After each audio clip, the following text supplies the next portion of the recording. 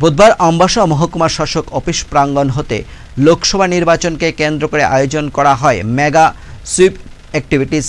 এদিন বিদ্যালয়ের ছাত্রছাত্রী সহ ই-রিক্সা এবং বাইক নিয়ে এই র্যালি অনুষ্ঠিত হয়। র্যালিটি মহকুমা শাসকের অফিস প্রাঙ্গণ থেকে শুরু হয়ে আমবাসা বাজার হয়ে আমবাসা টাউন হলে গিয়ে শেষ হয়। সাংবাদিকদের মুখোমুখি হয়ে আমবাসা মহকুমা শাসক তথা এআরও সঞ্জিত দেববর্মা জানান, লোকসভা নির্বাচনকে কেন্দ্র করে তাদের এই র্যালির মাধ্যমে ভোটারদের সচেতনতা করার পাশাপাশি সকল ভোটাররা যাতে তাদের ভোটাধিকার প্রয়োগ করেন সেই বার্তা সবার মাঝে ছড়ানোর প্রয়াস। এআরও সঞ্জিত দেববর্মা জানান, সুইপ হচ্ছে সিস্টেমেটিক ভোটার এডুকেশন এবং ইলেকট্রাল পার্টিসিপেশন।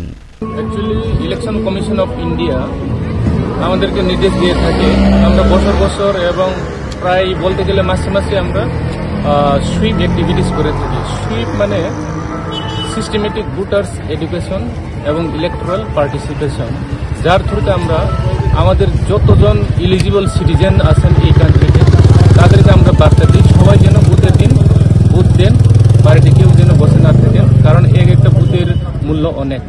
ওইগুলি বোঝানোর জন্যই, বিশেষ করে আমাদের ইয়াং জেনারেশন যারা আছেন তাদেরকে বুথের দিন বুথ দেওয়ানোর জন্যই আমাদের এই সুইপ অ্যাক্টিভিটিস মেইন। তো আজকে আমি এটাই বলতে চাই, আমি আমবাসা 47 আমবাসা অ্যাসেম্বলি সেগমেন্টের হয়ে আমি এআরও। তো আমি আমার এই সাব ডিভিশনে আমি আজকে এই সুইপ অ্যাক্টিভিটিস ক্যারি আউট করছি।